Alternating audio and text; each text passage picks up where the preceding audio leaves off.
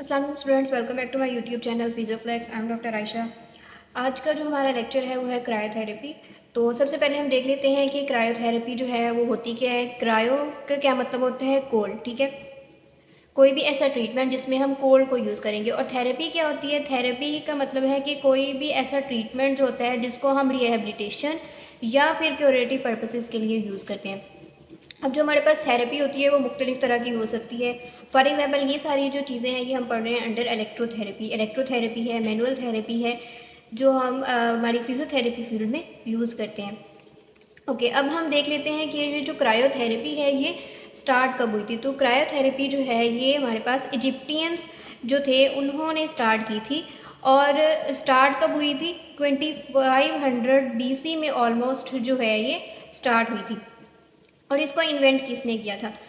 इन्होंने वैसे स्टार्ट तो कर लिया था, लेकिन जो है अभी इसकी कोई इसके ऊपर रिसर्च नहीं थी। वो अपने तौर पे इसको यूज़ कर रहे थे जो इजिप्ट के लोग थे। ठीक है, फिर जो हमारे पास एक फिजिशियन थे डॉक्टर जेम्स। ठीक है, डॉक्टर जेम्स जो थे ये इंग्लैंड के थे।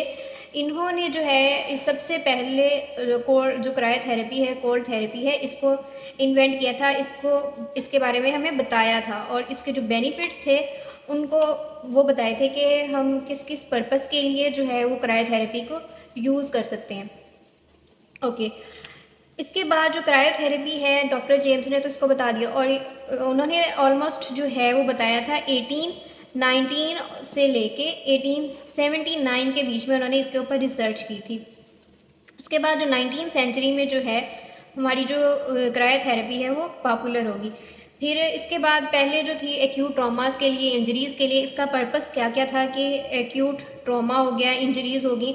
और इसके अलावा हमारे पास मसल स्पैज़म है, पेन है, इन्फ्लेमेशन है कि अभी हमें इंजरी हुई है, हमें पेन हो रही है तो हम कोल्ड अप्लाई कर देते हैं ताकि पेन हमारा जो है वो कम हो जाए, रिलीफ हो जाए। और इसके बाद 1907 जो है ना उसमें ये स्प्रेज की फॉर्म में भी आने लगे कि जैसे हम अक्सर देखते हैं कोई भी क्रिकेटर वगैरह स्पोर्ट्स में कोई भी इंजर हो जाता है तो हम उस पर एक स्प्रे करते हैं। तो वो बेसिकली यही क्रायोथेरेपी की ही एक फॉर्म होती है। ओके, अब जो क्रायोथेरेपी है इसमें हम क्या करते हैं ही जो है वो कोल्ड का यूज़ करते हैं और ये हमारे पास होती है एक्यूट कंडीशंस के लिए। ठीक है, और जो हीट थेरेपी होती है ये क्रॉनिक कंडीशंस में यूज़ की जाती है। ओके, क्रायोथेरेपी जो है उसमें हमारे पास है फिजियोलॉजिकल इफ़ेक्ट्स। तो फिजियोलॉजिकल इफ़ेक्ट्स पढ़ने से पहले सबसे पहले हम देख लेते हैं रिसेप्टर्स। ठीक है, हमारी जो बॉडी है उसमें मुख्तलिफ तरह के रिसेप्टर्स होते हैं, कुछ हीट के लिए होते हैं, कुछ कोल्ड के लिए होते हैं। ठीक है, तो जो हमारे पास कोल्ड रिसेप्टर्स होते हैं ना वो ज़्यादा होते हैं as compared to heat receptor. जब भी हमारी बॉडी का टेम्परेचर 15 डिग्री सेल्सियस से कम हो जाए या फिर 45 डिग्री सेल्सियस से ज़्यादा हो जाए तो हमारी जो बॉडी है उसमें बहुत सारे चेंजेस आना स्टार्ट हो जाते हैं। फॉर एग्जांपल हमारा सेल जो है उसका डैमेज स्टार्ट हो जाता है, एंजाइम जो है उनका वर्क स्टॉप हो जाता है और इसके अलावा बहुत सारी इम्पेयरमेंट स्टार्ट हो जाती हैं। तो ये जो रिसेप्टर्स होते हैं ये बेसिकली क्या करते हैं, डिटेक्ट कर लेते हैं कि बाहर से जो भी स्टिमुलस होता है ना उसको जो है वो डिटेक्ट करते हैं। अब जो हमारे पास हीट है, हीट क्या कराती है? हीट हमारे पास वेजो डायलेशन कराती है। तो जो हम कोल्ड यूज़ करें, अब हम इसमें क्या कर रहे हैं, कोल्ड यूज़ करें तो कोल्ड क्या करेगा, इसके अपोजिट काम करेगा और कोल्ड जो है हमारे पास वेजो कॉन्स्ट्रिक्शन करा देगा। तो जब भी हम कोल्ड अप्लाई करेंगे, फॉर एग्जांपल ये हमारी स्किन है, इसके ऊपर हमने कोल्ड अप्लाई कर ली है, तो जब हम कोल्ड अप्लाई करेंगे तो हमारी जो स्किन है उसके नीचे जो भी आर्टरीज और वेन्स वगैरह हैं उनकी क्या हो जाएगी, वेजो कंस्ट्रिक्शन हो जाएगी। जब भी वेजो कंस्ट्रिक्शन होगी तो ब्लड फ्लो क्या हो जाएगा, कम हो जाएगा। ब्लड फ्लो हमारा जो आर्टरीज और वेन्स है ना उन पे कम हो जाएगा। जो एट्रियोवेनस, ये हमारे पास क्या है, एट्रियोवेनस एनास्टोमोसिस है। जब जहाँ पे हमारी आर्टरीज और वेन्स जो हैं आपस में मिल रही होती हैं तो हमारा जो ब्लड फ्लो होता है जब हम कोल्ड अप्लाई करते हैं तो वहाँ पे ब्लड जो है वो स्टॉप हो जाता है, मतलब कम आ रहा होता है। सिर्फ जो कैपिलरीज हैं उनके थ्रू जो है वो ब्लड फ्लो कर रहा होता है, आर्टरीज और वेन्स के थ्रू जो ब्लड है वो फ्लो नहीं कर रहा होता। फॉर एग्जाम्पल हमारे पास क्या हुआ है कि एक इंजरी हुई है। ठीक है, कोई भी हमारे पास एक इंजरी हुई है, हम गिरे हैं या स्पोर्ट्स में या जैसे भी इंजरी हुई है, इंजरी में क्या होगा, हमें पेन होगी या फिर कोई भी इन्फ्लेमेशन है, पेन है।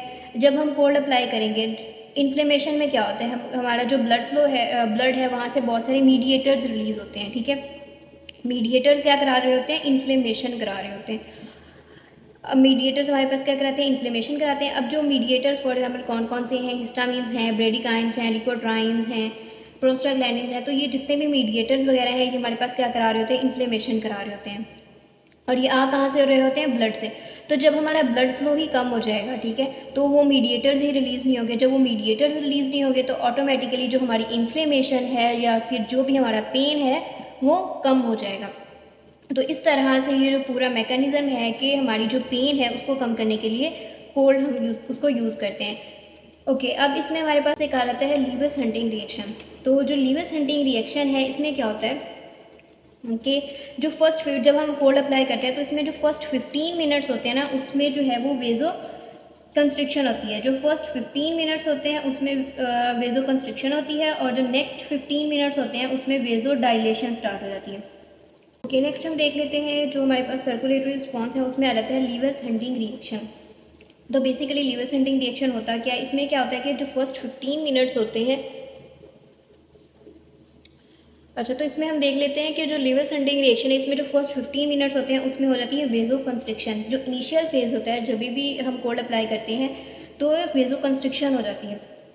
अब ये जो हमारे पास वेज़ो कंस्ट्रिक्शन है इससे क्या होगा, ब्लड फ्लो कम हो जाएगा, और टिश्यूज़ जो होते हैं, जो रिसेंट इंजरी होती है उनमें जो है वो ब्लड फ्लो जो वो कम हो जाएगा, और स्वेलिंग, इन्फ्लेमेशन वगैरह वो मतलब जो है वो काफ़ी हद तक उसको हम रिड्यूस कर सकते हैं।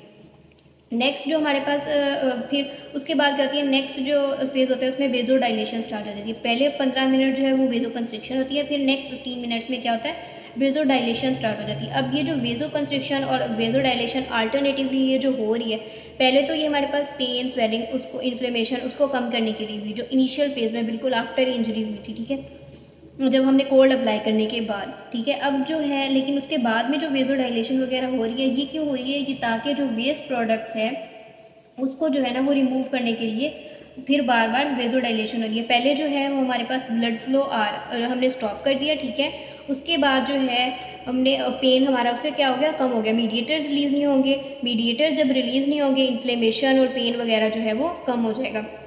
उसके बाद हमने क्या कराया, वेज़ो डायलेशन कराया कि जो भी वेस्ट वगैरह हमारा इकट्ठा हो गया है उसको रिमूव हो सके। ओके, अब जो सर्कुलेटरी रिस्पांस में हम लीविस हंटिंग रिएक्शन देख रहे थे, तो इसको बेहतर तौर पे समझाने के लिए मैंने आपके लिए एक ग्राफ ड्रॉ किया है। तो इस ग्राफ में आप देख सकते हैं कि जो फर्स्ट 15 मिनट्स है ना, इसमें क्या हो रही है, वेज़ो, ये जो हमारी पीक है ये हमारा शो कर रही है वेज़ो कंस्ट्रिक्शन को, ठीक है, वेज़ो कंस्ट्रिक्शन को।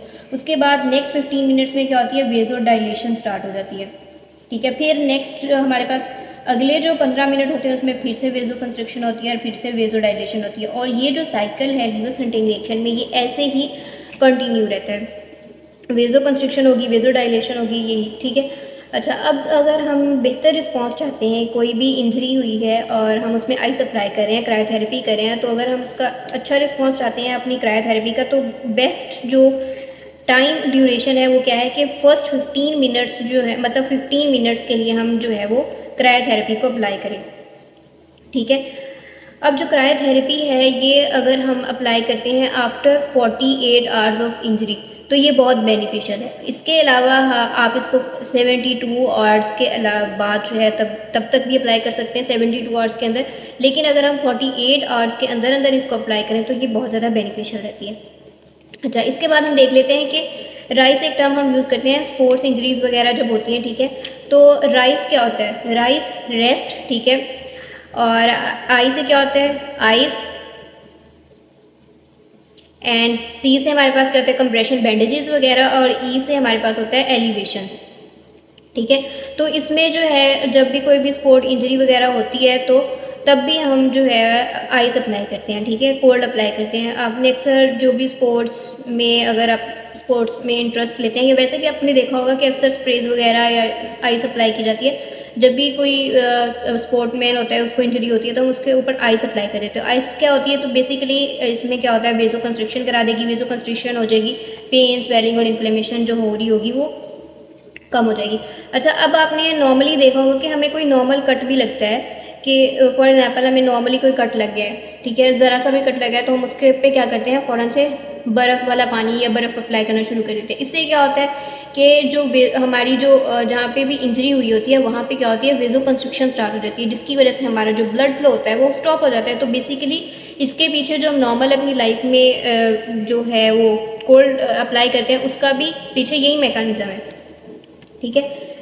ओके, नेक्स्ट हम देख लेते हैं न्यूरोमस्कुलर इफेक्ट्स। अपने फिजियोलॉजिकल इफेक्ट्स में तो न्यूरोमस्कुलर इफेक्ट्स में क्या होता है कि हमारा जो ब्रेन है वो किस तरह से इन्वॉल्व हो रहा है। नॉर्मली हमारे पास क्या होता है कि पेन रिलीव करने के लिए हमारी बॉडी में जो है वो बहुत सारे रिसेप्टर्स प्रेजेंट होते हैं। फॉर एग्जांपल हम जो बाहर से कोई भी स्टिमुलस हमारी बॉडी को मिला है, हमारी जो बॉडी के ऊपर बहुत सारे रिसेप्टर्स प्रेजेंट होते हैं, वो नर्व एंडिंग्स को जो है वो स्टिमुलेट करते हैं, सेंसरी नर्व एंडिंग्स को। और जो सेंसरी नर्व एंडिंग्स हैं, ये मैसेज लेके हमारी स्पाइनल कॉर्ड और स्पाइनल कॉर्ड से आगे ब्रेन तक जाती हैं, ठीक है। ये जो हमारे पेन को लेके आने वाले रिसेप्टर्स होते हैं वो होते हैं ए डेल्टा, और सी फाइबर्स जो होते हैं ना वो पेन को लेके आते हैं, ठीक है। अब ये जो है ये स्पाइनल कॉर्ड के पास है, स्पाइनल कॉर्ड के बाद जो है वो हमारे ब्रेन तक जो है वो मैसेज को लेके गए हैं, ठीक है। अब जब हम कोल्ड थेरेपी अप्लाई करते हैं तो कोल्ड थेरेपी कैसे वर्क करती है। कोल्ड थेरेपी क्या होती है कि जब हम कोल्ड अप्लाई करते हैं, वो जो है जब कोल्ड वाला स्टिमुलस हम देते हैं वो इसको आके नर्व एंडिंग्स को स्टिमुलेट करता है, तो वो क्या करता है, वो इसको जो है ये जो पेन वाला रिसेप्टर्स होते हैं ना, इनको ब्लॉक कर देता है और ख़ुद जो है वो ब्रेन तक पहले पहुंच जाते हैं। अब ये जो होते हैं ना, ये बहुत स्लो होते हैं, ये आहिस्ता आहिस्ता जा रहे होते हैं, लेकिन जो हमारे पास मैकेनो रिसेप्टर्स होते हैं, ठीक है, जो हम कोल्ड को लेके जाते हैं, वो जो होते हैं ना वो फास्ट होते हैं और वो फ़ौरन से ब्रेन के पास मैसेज लेके चले जाते हैं। अब जो ब्रेन के पास मैसेज लेके जाते हैं तो जो भी सेंसरी इनपुट देते हैं, ठीक है, उसके रिस्पॉन्स में जो है वो ब्रेन जो है वो ब्लड फ्लो उसका कम हो जाता है, ठीक है। जब ब्लड फ्लो कम हो जाता है तो वेजो कंस्ट्रिक्शन हो जाती है, और जब वेजो कंस्ट्रिक्शन होती है तो हमारे पास मीडिएटर्स रिलीज़ नहीं होते। ब्लड फ्लो कम हो गया, मीडिएटर्स रिलीज़ नहीं होंगे, जब मीडिएटर्स रिलीज़ नहीं होंगे तो इन्फ्लेमेशन कम हो जाएगी, इन्फ्लेमेशन कम होगी, स्वेलिंग कम होगी, तो हमारी जो पेन है वो भी कम हो जाएगी, ठीक है। तो ये सारा जो प्रोसेस है ये इस तरह से न्यूरोमस्कुलर इफेक्ट्स जो है ना वो वर्क करते हैं, ठीक है। ओके, नेक्स्ट हम देख लेते हैं थर्ड जो पॉइंट है वो है कि जो हमारे पास क्रायोथेरेपी होती है ना, वो मसल कॉन्ट्रैक्शन जो है उसको स्टिमुलेट करने के लिए यूज़ होती है, ठीक है। अच्छा, इसमें क्या होता है कि हमारी जो बॉडी है उसमें होते हैं alpha motor neurons. Alpha motor neurons का क्या काम होता है कि इन्होंने मोटर न्यूरॉन्स से ही आपको पता चल जाएगा जिन्होंने एक्शन परफॉर्म कराना होता है। तो इन्होंने क्या कराना होता है, ये क्या कराते हैं, ये हमारे पास एक्साइटेबिलिटी इंक्रीज़ कराते हैं, और जब एक्साइटेबिलिटी इंक्रीज़ होती है तो मसल की जो कॉन्ट्रैक्शन है वो भी इंक्रीज़ होती है, ठीक है। अच्छा, अब इसमें क्या होता है, एक्साइटेबिलिटी इंक्रीज़ होगी, मसल की कॉन्ट्रैक्शन, ये हमें कब ज़रूरत पड़ती है और क्रायोथेरेपी ये कैसे करती है। अच्छा, तो इसको हम देख लेते हैं कि फॉर एग्जांपल कोई भी हमारे पास इंजरी हुई है, यानी या फिर कोई भी फ्रैक्चर हुआ है, हमारी कोई सर्जरी हुई है, तो क्या हुआ है कि हमारा जो मसल है, हमारा जो भी मसल है वो काफ़ी टाइम पे इमोबाइल रहा है, हमने इसको यूज़ में नहीं लिया क्योंकि कोई भी प्लास्टर लगा हुआ था, या सर्जरी थी, या जो भी रीज़न थी, ठीक है, रॉड पड़ा था वगैरह वगैरह, कोई भी पोस्ट ऑपरेटिव जो है ना वो रीज़न हो सकती है, ठीक है। अब जो भी पोस्ट ऑपरेटिव पर्पसेस जो है ना उसमें हम इसको जो क्रायोथेरेपी है इसको यूज़ कर सकते हैं। जब हम इसमें क्या जब वो हमारे पास फ्रैक्चर वाली वो सारी कंडीशन थी, उसमें क्या था कि मसल जो है उसमें जो नर्व थी वो तो इंटैक्ट थी ना, कि नर्व का तो कोई लॉस नहीं हुआ था, नर्व सप्लाई जो थी वो तो इंटैक्ट में थी, इसलिए जो है ये हमें तब फ़ायदा देती है क्रायोथेरेपी, क्योंकि नर्व सप्लाई जो होती है ना वो इंटैक्ट होती है। जब नर्व सप्लाई इंटैक्ट होगी तो ये वाकई में मसल की कॉन्ट्रैक्शन कराएगी, ठीक है। जब हम कोल्ड अप्लाई करेंगे, कोल्ड क्या करेगा, वो हमारी जो मसल है उसकी एक्साइटेबिलिटी, अल्फा मोटर न्यूरॉन्स को बहुत फास्टली जो है जाके वर्क करेगा, उसको स्टिमुलेट करेगा, ठीक है। अल्फा मोटर न्यूरॉन्स अपने एक्शन परफॉर्म कराएंगे, एक्साइटेबिलिटी कराएंगे, मसल की कॉन्ट्रैक्शन कराएंगे, क्योंकि नर्व जो थी वो इंटैक्ट में थी। लेकिन अगर हमारी नर्व जो है वो इंटैक्ट में नहीं है, फिर ये कोई काम नहीं कर सकती क्रायोथेरेपी। ओके, नेक्स्ट हमारे पास क्या है कि फिजियोलॉजिकल इफेक्ट्स में अगला पॉइंट है हमारे पास मसल स्पैज़म। अच्छा, तो ये जो क्रायोथेरेपी होती है ना, ये मसल स्पैज़म जो है उसको कम करने के लिए यूज़ होती है। मसल स्पैज़म क्या होता है, स्पैज़म बेसिकली हमारे पास क्या होता है कि जिसमें मसल की जो टोन होती है ना वो ज़्यादा हो जाती है, टोन इंक्रीज़ हो जाती है।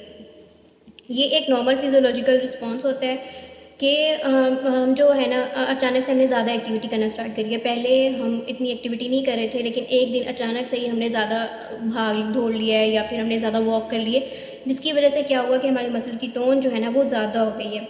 तो ये एक नॉर्मल फिजियोलॉजिकल रिस्पॉन्स होता है। अगर हम वर्क को कम कर देंगे तो मसल जो है ना वो वापस बैक अपनी जो है ना वो सही हो जाएंगे, ठीक है। अब ये हम अक्सर हमने जब हम स्पोर्ट्स वीक अचानक हमारा होता है तो क्या होता है, पहले हमें जो है इतनी आदत नहीं होती रोज़ खेलने कूदने की, अचानक से हम एक दिन जो है वो ज़्यादा खेल लेते हैं, तो क्या होता है कि हमारे जो मसल होते हैं ना उनमें स्पैज़म हो जाता है, ठीक है। अब ये क्या होता है, ये एक नॉर्मल फिजियोलॉजिकल रिस्पॉन्स होता है, ताकि हम मज़ीद जो है ना वो काम ना करें, मज़ीद हम एक्टिविटी परफॉर्म ना करें। तो ये जो बेसिकली क्या होता है, ये हमें रोकने के लिए होता है, ताकि हम अपनी जो एक्टिविटी है ना उसको कम कर लें। अच्छा, अब इसमें क्या होता है कि हमारे जो अपर मोटर न्यूरॉन्स होते हैं ना उनका डैमेज स्टार्ट हो जाता है, और ज़्यादा से ज़्यादा जो है ना वो एक्शन पोटेंशियल की फायरिंग होती है। जब ज़्यादा से ज़्यादा एक्शन पोटेंशियल की फायरिंग होती है, ठीक है, ज़्यादा से ज़्यादा कॉन्ट्रैक्शन के सिग्नल मिलते हैं, टोन ज़्यादा हो जाती है, और जो कॉन्ट्रैक्शंस होती हैं ना वो भी ज़्यादा हो जाती हैं, ठीक है। तो ये तो एक नॉर्मल रिस्पॉन्स होता है, कॉन्ट्रैक्शंस ज़्यादा होती हैं और मसल की टोन ज़्यादा हो जाती है।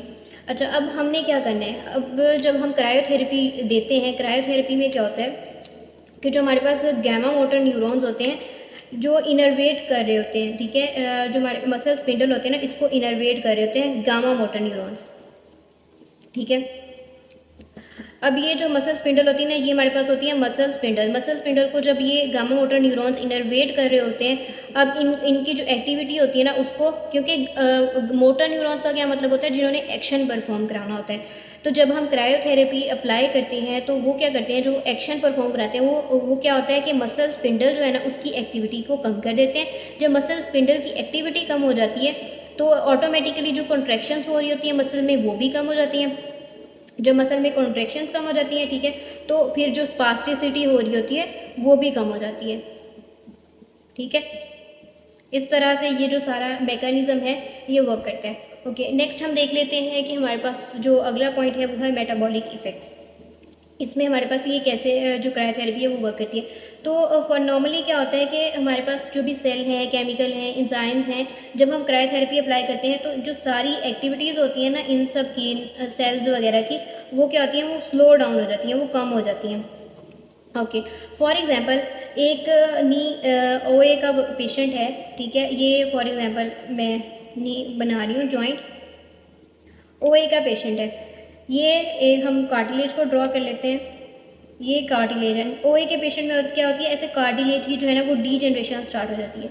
अब जब कार्टिलेज की डीजनरेशन स्टार्ट होती है तो क्या होता है, तो जो हमारे पास जो है वो पेन होती है, स्वेलिंग होती है, इन्फ्लेमेशन होती है, और ऑस्टियोफाइट्स वगैरह की डेवलपमेंट भी स्टार्ट हो जाती है। लेकिन ये ऑस्टियोफाइट थोड़ा लेट स्टेज पर होते हैं। क्रायोथेरेपी जो है ना ये हम एक्यूट कंडीशंस में यूज़ करते हैं। तो एक्यूट कंडीशन में जो है ना ओ ए के पेशेंट में फर्स्ट 2 ग्रेड्स में, फर्स्ट और सेकेंड ग्रेड में हम यूज़ करेंगे, ठीक है, सिर्फ इनमें हम यूज़ कर सकते हैं, क्योंकि ये एक्यूट कंडीशंस होती हैं। उसके बाद थर्ड और फोर्थ स्टेज आके वो थोड़ी ज़्यादा सीवियर हो जाती हैं। तो अब जब हम इसमें जो क्रायोथेरेपी है, हमारे पास कोड है, जब इसको अप्लाई करेंगे तो प्रोटीनेजेस, कोलेजिनेजेस वगैरह जो हैं वो कम हो जाएंगी। जब वो कम होगी तो पेन और इन्फ्लेमेशन जो है वो भी हमारी ऑटोमेटिकली क्या होगी, सारी चीज़ें कम हो जाएंगी, ठीक है।